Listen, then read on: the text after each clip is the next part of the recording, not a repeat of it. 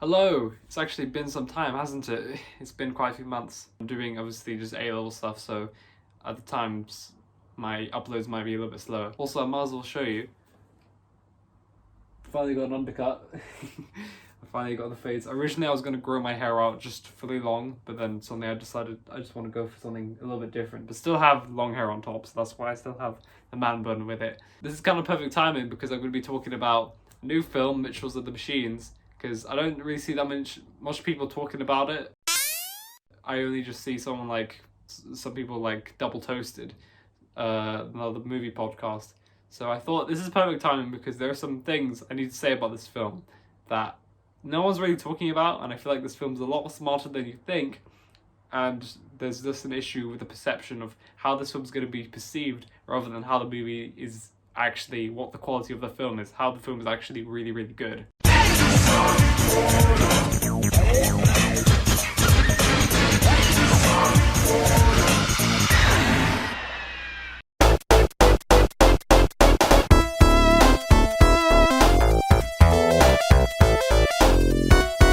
Trailer came out around the beginning of lockdown. I think it was the beginning of 2020. So I remember watching it. I think I remember in year 11, I was sitting in the assembly hall and I was watching the trailer for it, the teaser trailer for the film. But it was called Connected. It wasn't called Mitchells and the Machines. And at the time I thought, okay, this looks like this is a regular film that's made by the same producers as Spider-Verse and the Lego Movie. And it's about it looks like a fun family adventure slash comedy drama because it's about, you know, a father trying to reconnect with his daughter. Seems like a fun movie until they pull the whole apocalypse, like robot apocalypse thing where they have to fight all the machines, they have to fight all the robots. That's why I guess the title's Mitchells and the Machines.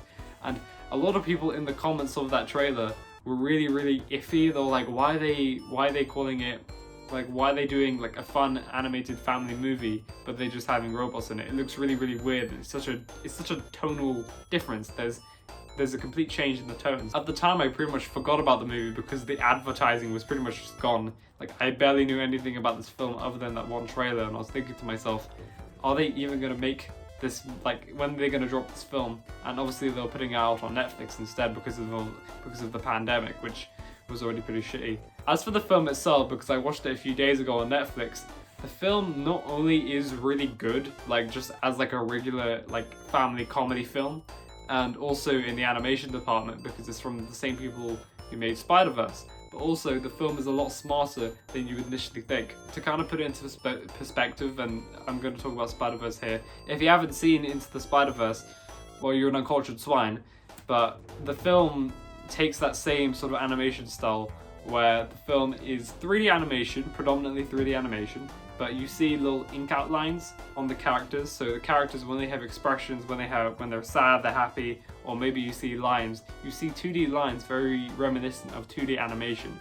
And they sort of combined 2D animation with 3D animation into the film. Not only the character designs are very similar to something like Cloudy with a Chance of Meatballs because the film's made by Sony, it's from the same animation company. The film has really exaggerated character designs of the Mitchells and all the other characters, but they're animated in ways where they look like they're 2D animation, but they're still CG, regular CG animated characters. And there's already little occasions where the film just goes completely 2D animation, where the film kind of looks like the sort of imagination of a 2-year-old, and you can kind of see the weird creativity of the film because the film sometimes they look like exaggerated comical versions of themselves. The little segments when you see just 2D animated sketched lines is really, really good, and I usually really enjoy those little parts. The film has that kind of really unique style where it looks like something that a kid would have drawn, but still just professionally made.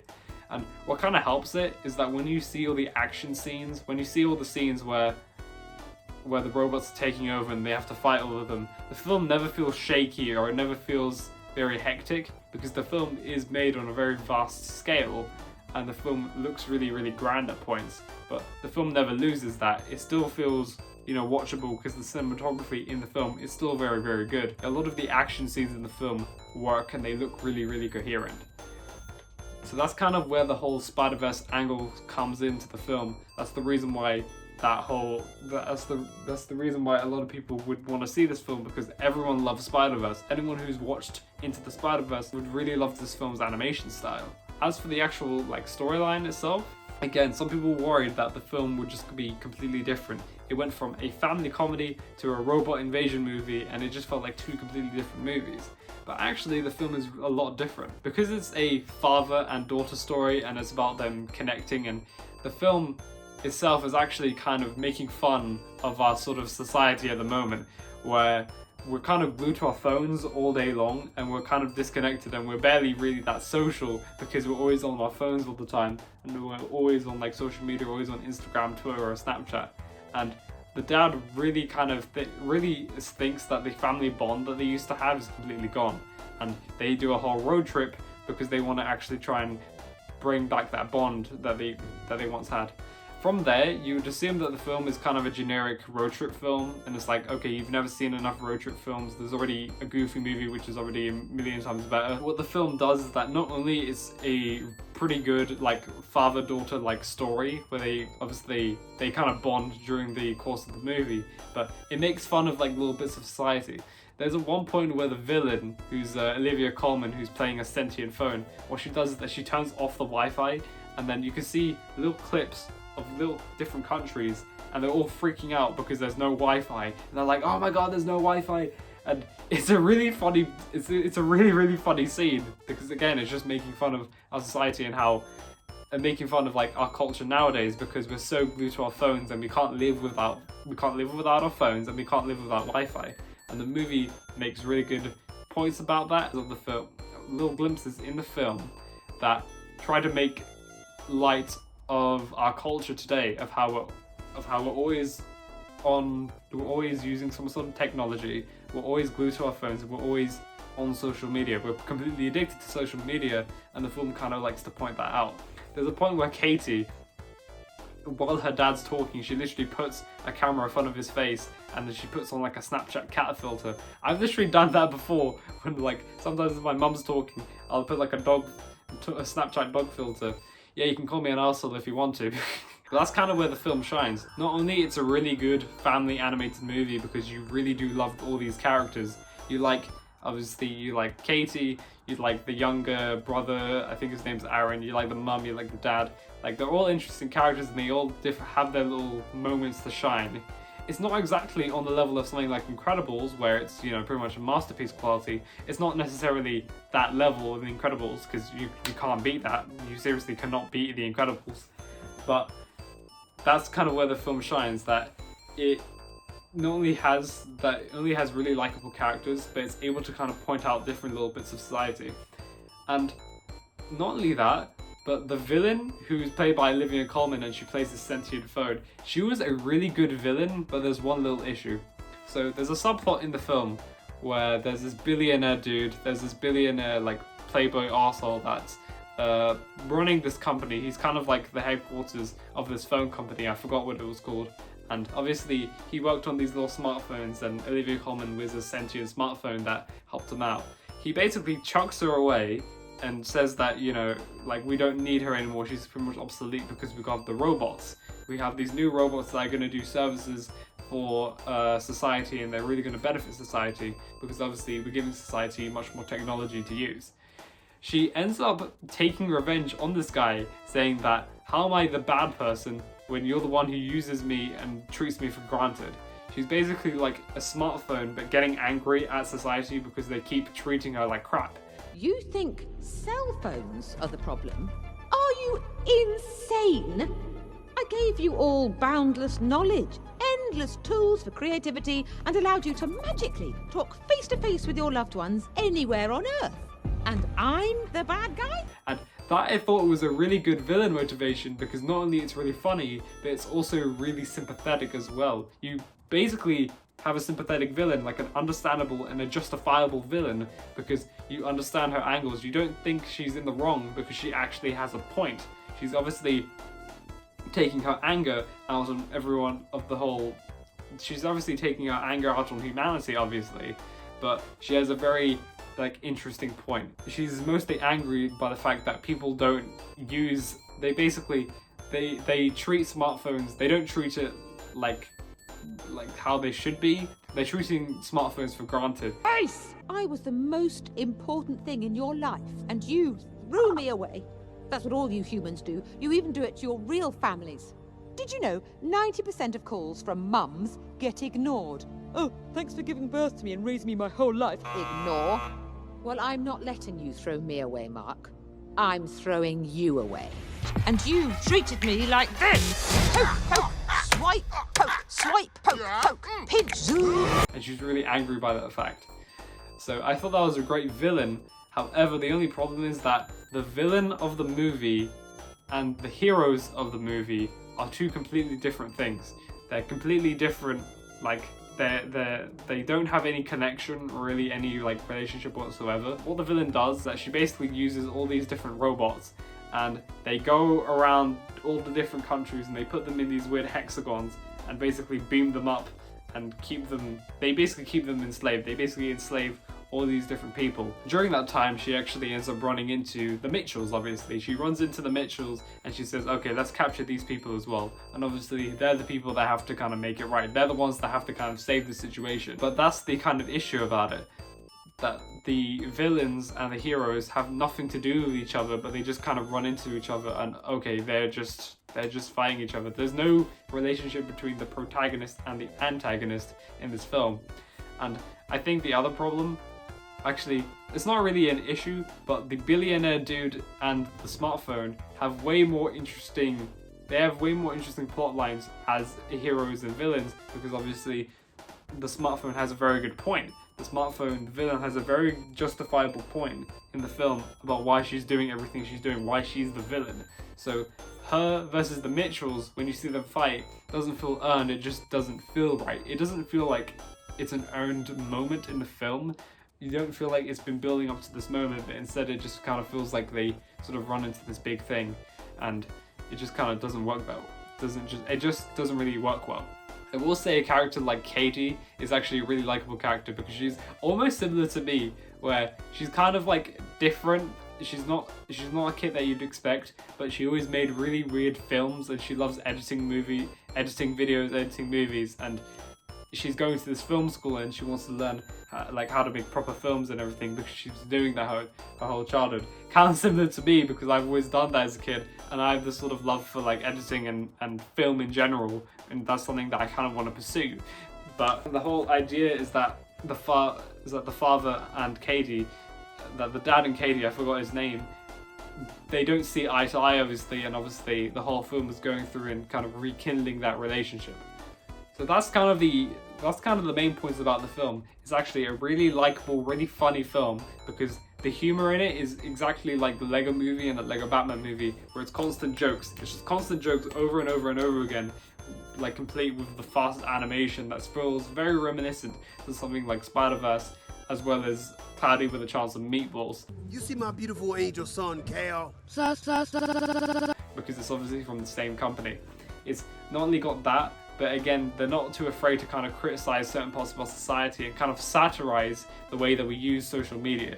So I think while the film is a very likable animated family movie, it also has little glimpses of its creativity, making out to be an even better movie, a movie that has a lot more to say than just being a typical animated family movie. The film has a lot of qualities, obviously, but the fact that it's an animated film brings on a little problem. The reason why I'm talking about this is because I kind of want to address this, given the kind of perception of animated movies and how a lot of general audiences view animated movies. And I'm kind of addressing a lot of people on the internet who really love animated movies and they really do take animated content seriously. So they watch shows like Regular Show or Steven Universe or Adventure Time, and they watch movies like the Lego Movie or even Spider-Verse, and including Mitchells and the Machines. And they obviously really love these movies and they really want to value good animated movies, which in my opinion I agree with, because I still really love animated movies. You're listening to someone who's a big nerd for Disney movies and Pixar movies, So I feel like animated movies still should be supported because obviously there's a lot of really great ones and there's a lot of creativity in those movies. The problem is, and in fact I actually do kind of specifically remember this, I remember when I was at secondary school, because currently I'm in year 12, remember I always went to my mate's house just a few minutes before we'd go into school. And I remember, because at the time I think we were crazy about Infinity War and Endgame, I was telling him like, yo, do you want to see Spider-Man? Are you ready to see Spider-Man Into the Spider-Verse? The movie's really, really good. It's got really awesome animation. And his whole family were all Marvel fans. Like, they were all Marvel fans, so, you know, we were all crazy about, like, MCU stuff. Because at the time, it was movies like Captain Marvel, Endgame, and then eventually, obviously, last year, Black Panther and Avengers Infinity War.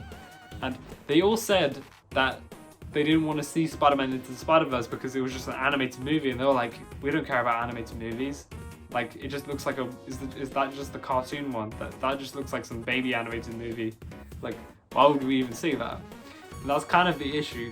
People seem to kind of brush off animated films as just as baby movies, and rather than actually seeing the movie and seeing the quality it has, they view animated movies as just kid stuff and not take it really that seriously because they assume that it's just for little babies that don't even know any better, without realizing that there's a lot more that they have to offer.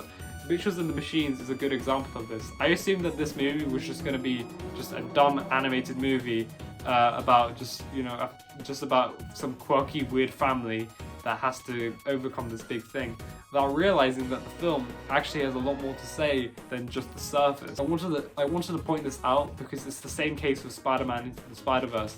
People seem to assume that because it's a cartoon animated film, that somehow just lowers the quality of it, realizing that animated or not, film has a much more deeper and intricate story, a much more well-written story than it just being oh, it's an animated film, so it's just for little kids that don't know any better. I kind of wish that animated films kind of had as much respect as they do with big budget movies or just live action movies in general, because there's a lot of creativity that is put into the animation, and I kind of wish more people saw that. So that's kind of just an issue that I wanted to point out. Just the perception of animated movies is very, very skewed, and they don't take animated movies seriously because they see it as just kids stuff. They don't see it as good quality movies. Anyways, that's how my first unscripted review went. I literally made no script. I literally just said everything from my head. I didn't even try to write anything down. I usually try to write notes down for the other videos I did, but this time I just didn't. This time I pretty much just said everything just from my head because I usually try to rehearse making videos. Also, I'd like to point this out. Even though my channel name is called Rahat in name, my name is actually Norkhan Kamal. Norkhan Rahat Kamal. But obviously the channel is just based on my middle name. I just wanted to point that out because the channel is really tiny, and obviously it's only a select amount of people that actually watch my content and actually hear what I have to say. I thought I'd just point out that my name is Norkhan Rahat Kamal. Rahat is just my middle name, so I just put that there in the channel. The truth.